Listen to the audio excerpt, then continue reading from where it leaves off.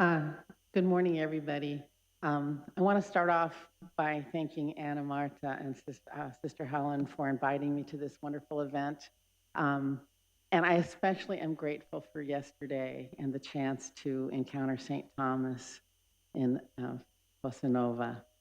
And I always start with some throat clearing. It's very early in the morning. I'm not fully present in my body.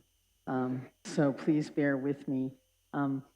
And the other throat clearing is my paper, like many of the others, ended up being quite long. And so when I was confronted with the task of compressing into 30 minutes, I chose not to read sections, but rather to write up a summary.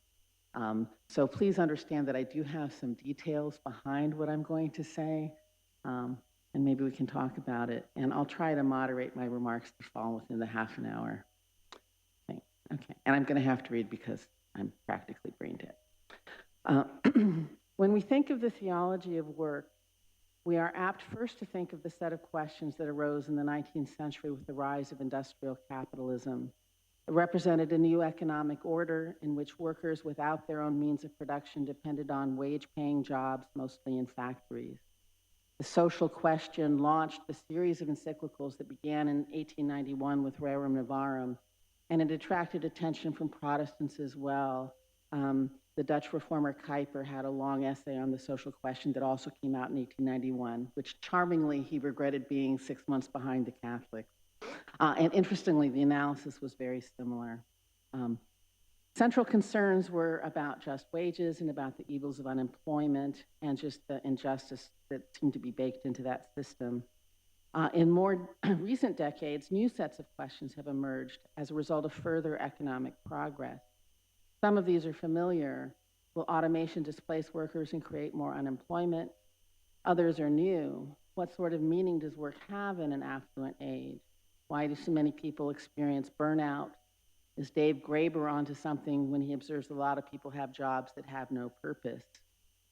With the dislocations from automation and globalization, along with rising affluence, should we consider a universal basic income? And so on and so on. Work is central to human experience, and the theological reflection on it is complex, as I learned at a conference on the subject, sponsored by the Theology of Work project being undertaken at the University of Navarra.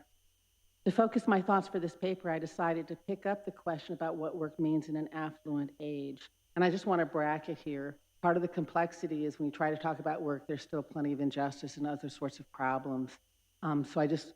What I want to do in this paper is imagine a world in which the train towards affluence had sped full through to the end station and what kinds of challenges we would confront there. I don't mean to say that we're there now. So it might seem odd to pick the meaning of work in an affluent age when my other charge was to draw on Aquinas for my reflections. Aquinas wrote in the pre-modern period, before the great enrichment of the last few centuries. But I want to argue that as we puzzle over the meaning of work, it might help to remember the original context of work, namely as an essential human activity aimed at survival, with the overwhelming majority of work being done to produce the goods necessary for human survival, namely producing food, mostly. Perhaps the major thing to notice about Aquinas' theology of work is that he doesn't have one. Or rather, he doesn't include a treatise on work in a sketch of human life in the Secunda Pars of the Summa Theologiae. Nor does he devote even one of his questions on the life of Christ to the fact that Christ was a worker. And I will argue that the relative neglect makes sense if one lives in a world in which the meaning and purpose of work would seem obvious, the necessary facet of human life essential to our survival.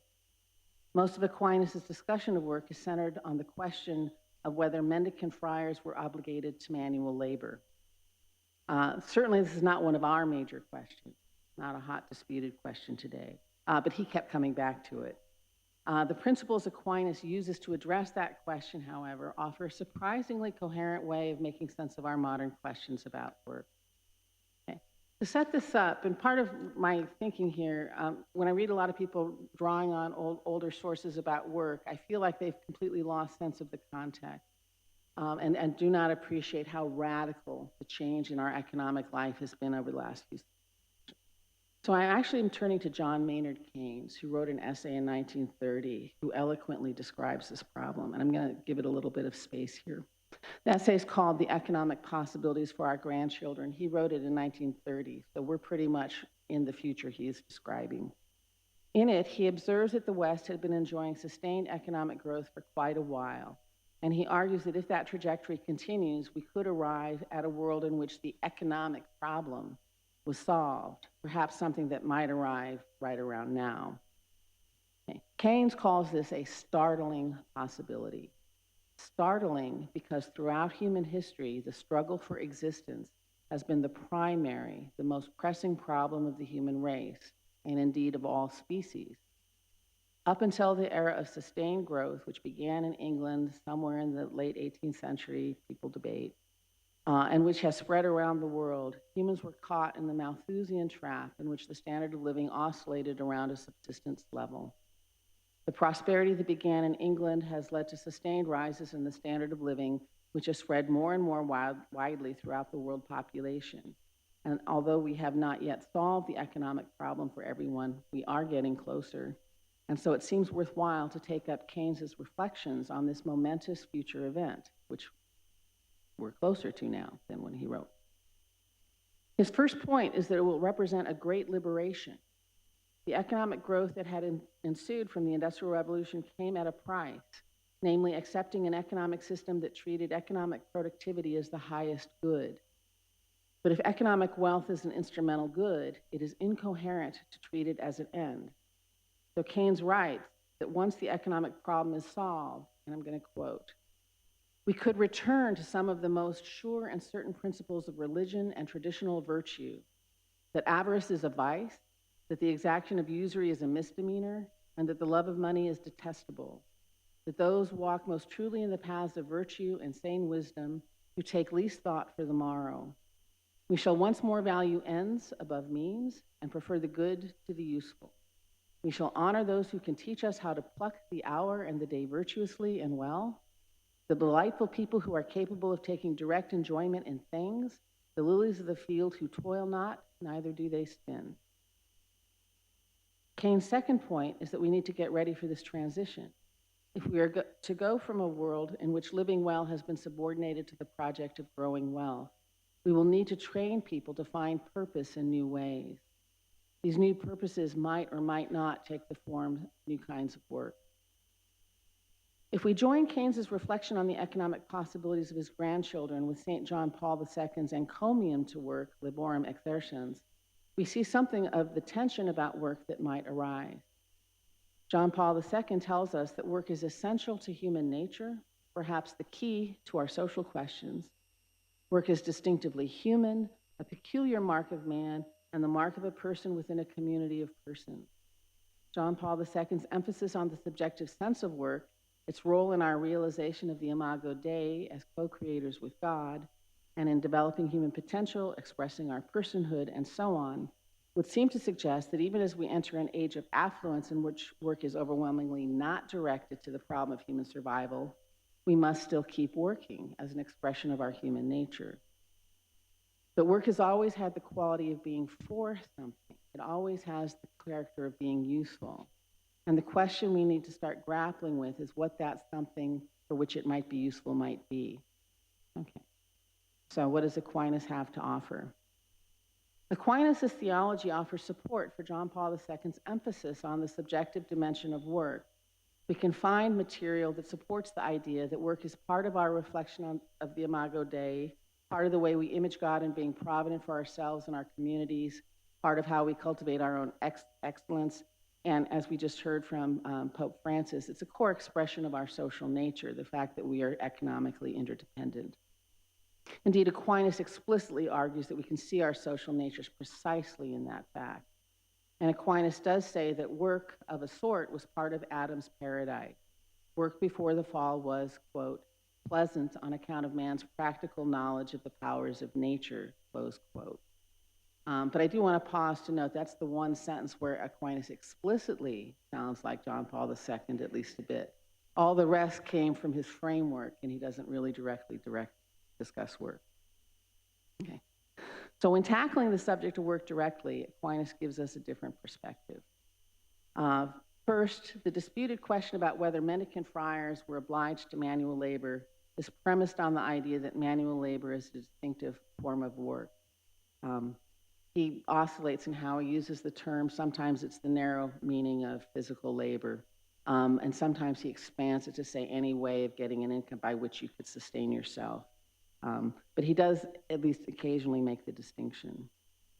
Aquinas argues that if the religious communities can be supported by alms, such alms represent a kind of trade. The spiritual services of the religious are valued by the broader community, which in turn endows them with the means of getting their bread. He compares this with the rightful claim magistrates, soldiers, and others who serve the community have on communal support. But unlike our modern tendency of seeing all things as fungible, Aquinas does not characterize these relationships as exchange. They're gliding towards an exchange, but he tends to refer to the payments as stipends offered in view of the communal work done by some. And this view makes sense. So the modern tendency is if I paid for it, however I got the income, work is work is work is work is work. But if you want to make this distinction, it allows you to recapture something, which is if the primary mode of work is producing bread and the other goods necessary for life, then those who do not provide the necessities of life are being supported by the population that does produce them. We can use the concept of surplus value, understood as economic output above whatever is necessary to support the life of the worker. In Aquinas' day, only a small elite could be supported by the surplus value of the vast majority of the population who were peasants. The question I would like to raise as an aside is whether it is good for us to have erased that distinction. John Paul II tends to want to equate all forms of work, and as I said, that's certainly the economist's instinct. But in doing so, perhaps we are not allowed to clearly see the class element that persists. During the pandemic, we got a reminder that in developed countries, only a minority of workers are quote unquote essential. And these essential workers confronted the brunt of the pandemic in the first waves as the laptop class got to hunker down in relative safety, just as elites from time immemorial have done. But this is a side question for now. It's just one that I think we keep forgetting to think about, since most of us have spent our whole lives in the class of human beings who do not produce food or other basic necessities, and yet we all absolutely depend on those who do. And there's a lot more in the paper about these distinctions and how they might matter. The second thing Aquinas offers us is a set of principles about why manual labor might be obligatory. He says, okay, so if manual labor is obligatory, we have to first consider what purposes it serves. And sometimes he says there's 3, and sometimes he says there's 4. The first 3 that appear all the time. First, it serves to obtain food and other necessities. Second, it combats idleness. Third, insofar as toil is an affliction, it curbs concupiscence. And then the fourth is that it enables almsgiving. With respect to the first reason, Aquinas argues that while it is necessary in general for humans to work in order to eat, this does not pertain to each and every individual. As already mentioned, because we are social, it is legitimate for individuals who have other sources of income to not engage in manual labor. This income might take the form of the stipends I have mentioned or alms to mendicant friars. And disappointingly, from my perspective, one might have income simply by virtue of being rich, and Aquinas thinks that's just fine. Kind of wish he didn't. As long as an individual has a legitimate source of income, one is not obliged to manual labor. And so the concern there is if you don't have a legitimate source of income and you choose not to labor, you're going to be stealing or cheating or doing other nasty things.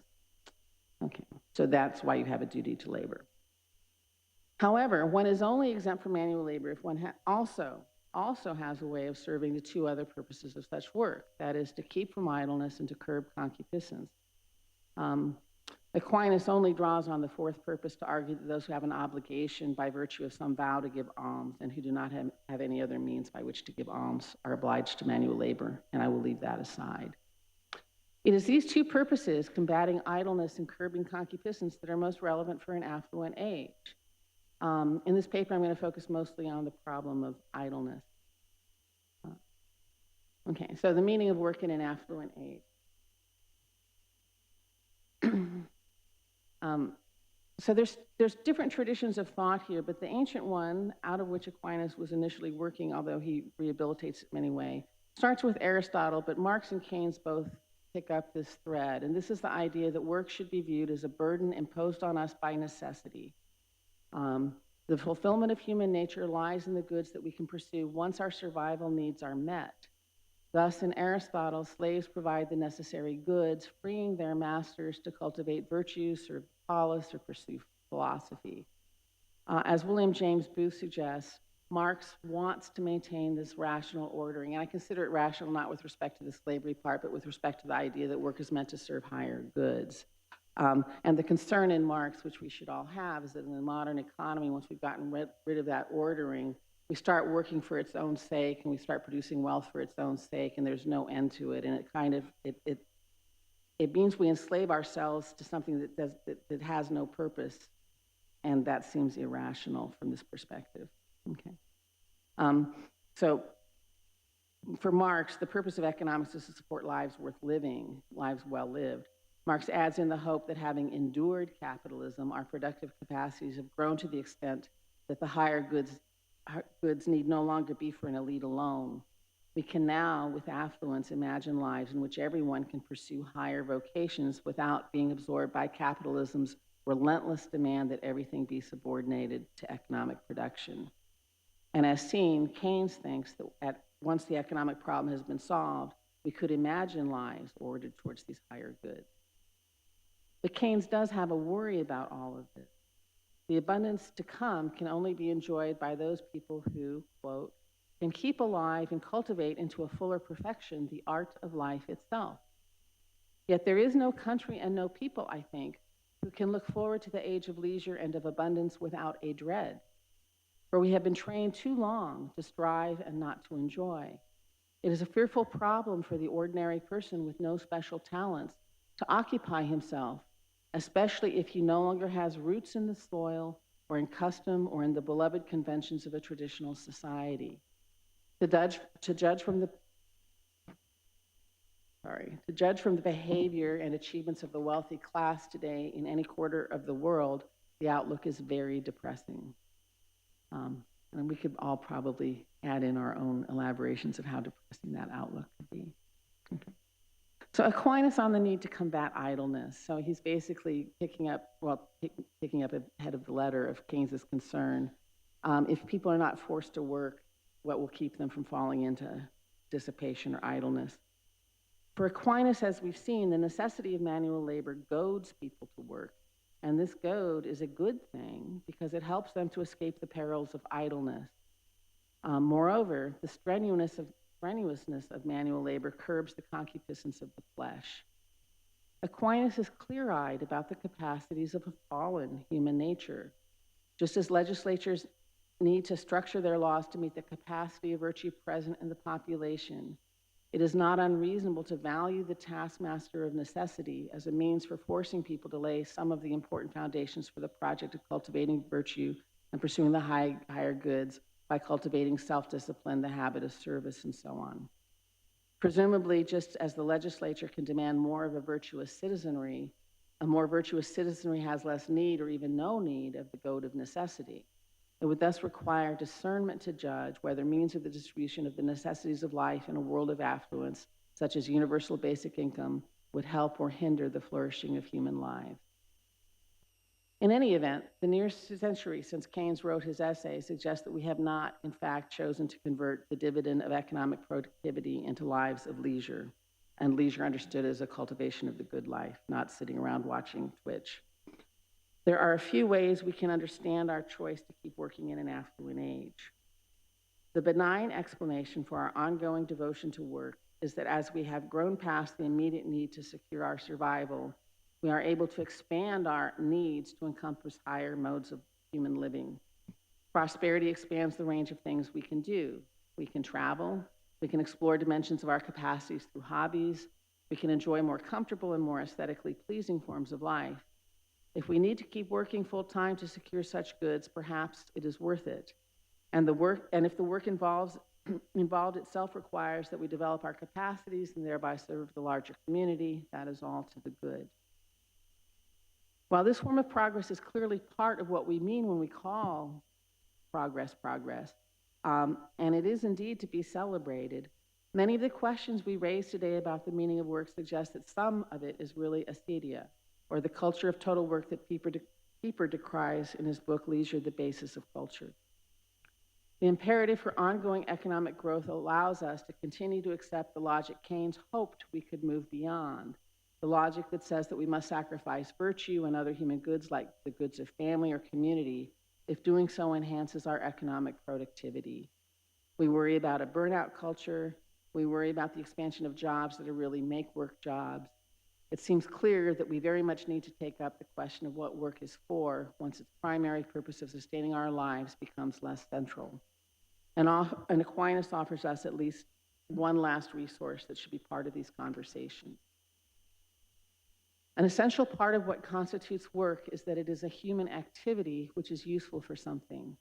And because it has the characteristic of being useful, it cannot serve as an intrinsic good, full stop, though intrinsic goods might be bound up in it. The ultimate human activity then cannot be work. Thinking about the order of things is integral to Aquinas' thought in general, and we should not be surprised that when he takes up the question of the relative excellence of the contemplative life versus the active life, he emphatically argues that the contemplative life is simply more excellent.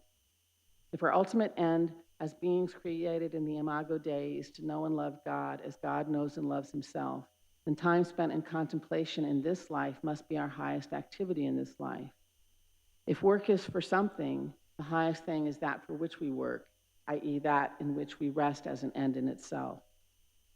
Aquinas gives 9 reasons why we should regard the contemplative life as simply more excellent than the active life. Included among these is that the contemplative life is loved more for its own sake, while the active life is directed to something else, and that it consists in leisure and rest. It is a life according to divine things, and most notably in the one reason he adds on that was not given by Aristotle. Aquinas cites Luke 10:42, observing that Mary has chosen the better part, which shall not be taken from her. And then the quote, why better? Listen, because it shall not be taken away from her, but the burden of necessity shall at length be taken from thee, whereas the sweetness of truth is eternal. That one line kind of captures the whole point of this paper. Necessity is being taken away from us in work, so what are we going to do? We may need to countenance an ongoing devotion to work if the alternative is idleness, but we also need to be alert to the form of work that is just idleness in another key. And I have in mind here not just the and I'm avoiding the actual term he used, but the make-up jobs described by David Graeber. I'm also talking about our sense of having to frantically produce things to serve our concupiscent desires, which absorbs a good bulk of affluent economies. Work is necessary, but it is not an ultimate necessity. And I think further reflection in this direction would suggest that if we want to achieve deeper insight into the meaning of work, we need to begin by recovering a deeper appreciation for contemplation. And I have 5 minutes left, so I want to add in a little bit here. Okay. Aquinas very much has an idea of a division of the society. People do play different roles, and that's all proper and good. So what he's talking about is that it's good to have a class of contemplative, that it's regarded as an excellent form of stuff that society supports. And I think behind this is an idea, and you can see it in some of his other texts and directed to other concepts, that the culture itself depends on the mix of things people bring to it. So if the culture includes a habit of supporting some people in the contemplative life, the culture as a whole is supporting contemplation as an end. And having that as a reminder to us can help us temper or remind ourselves what economic life is really for. The Protestant reformers had good reasons to want to abolish the distinction between the idea that contemplation is more superior to the active life. Their worries were about a certain kind of elitism, that's invidious distinctions being made between people. There are copious quotes from the reformers that ring true about the corruptions of monastic life. There was reasons for them to want to collapse the distinction. However, once the distinction is collapsed, you lose the idea that the economic life is supposed to rest in an end. So I'll go ahead and stop there.